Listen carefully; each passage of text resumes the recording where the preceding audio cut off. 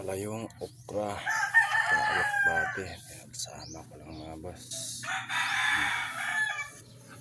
Tapos ko lang magdilig. Hindi pala nakuhanan ng pagdilig pa kanina.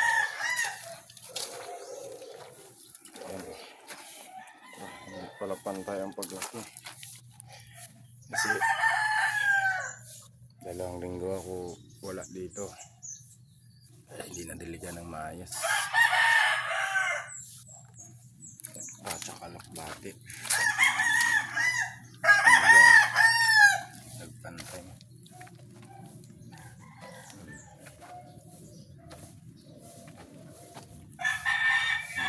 May kamuting kahoy din. Tanim-tanim pala ako dito para kahit pa paano may magulay. May kaunting gabi din ako. Nangungupahan lang ako dito, kaya lang pumayag din yung may-ari na magtanim-tanim ako dito. Nakakatuwa kasi pag may mga tanim ka galing sa trabaho pag uwi. Pag nagdidilig ka, nakakatanggal din ng pagod.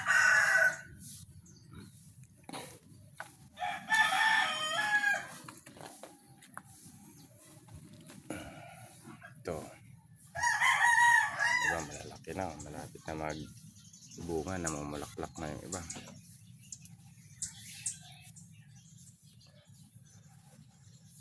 Ayan, kamote. Oh. Maliligo na naman yan sila. Oh. Ayan isa.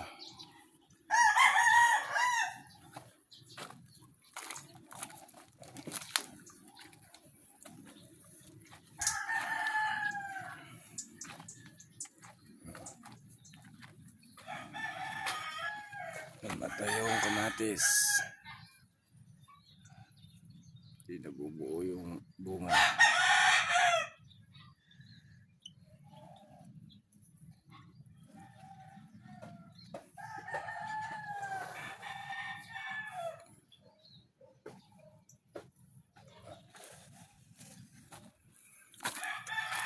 Pati. Okra.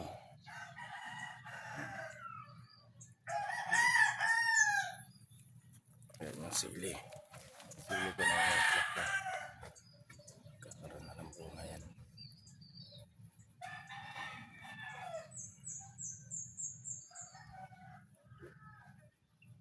Hanggang dito na lang mga boss ang video natin.